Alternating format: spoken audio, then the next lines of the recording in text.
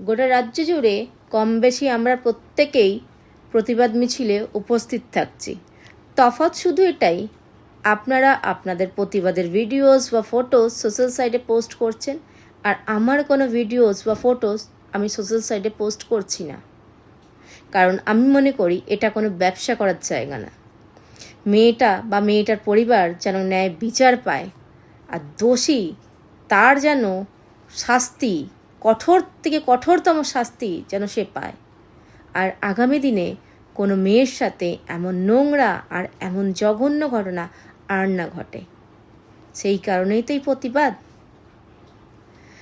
তো এই কথাগুলো কেন বললাম এবার বলি।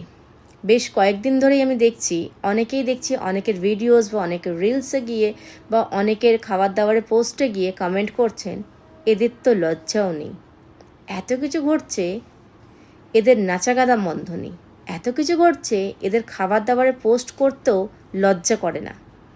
তো আমি বলি, আপনারা যে এই প্রতিবাদ মিছিলে যাচ্ছেন, আপনারা কি না খাওয়া দাওয়া করে যাচ্ছেন? নাকি হোটেলস বা রেস্টুরেন্টসগুলো বন্ধ হয়ে গেছে, সেখানে মানুষজন যাচ্ছে না, খাওয়া দাওয়া করছে না? আপনি অফিস যাচ্ছেন না, আপনার ব্যবসা বাণিজ্যে কাজের জন্য বেরোচ্ছেন না? সবাইকে সবার কাজটাকে বুঝে নিতে হবে, তাই তো? কারণ জীবনটা কারোর জন্য থেমে থাকে না, এটা তো আমরা কম বেশি সবাই জানি। আর সোশ্যাল মিডিয়াকে যারা অ্যাজ আ প্রফেশন নিয়েছে, তো সেখানে তারা তাদের মতো কাজ করছে। এখানে আপনার সমস্যা কোথায়? আর আপনার যদি সমস্যা হয়েও থাকে, আপনি ইগনোর করুন।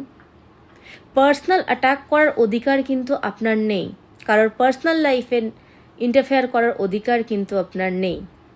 প্রতিবাদ হোক প্রতিবাদের মতো করে, আমরা সবাই একজোট হয়ে প্রতিবাদ করি, কাউকে ব্যক্তিগতভাবে আক্রমণ করে নয়। তাই এই ধরনের পোস্ট বা এই ধরনের কমেন্ট করা থেকে বিরত থাকুন। সবাই খুব ভালো থাকবেন।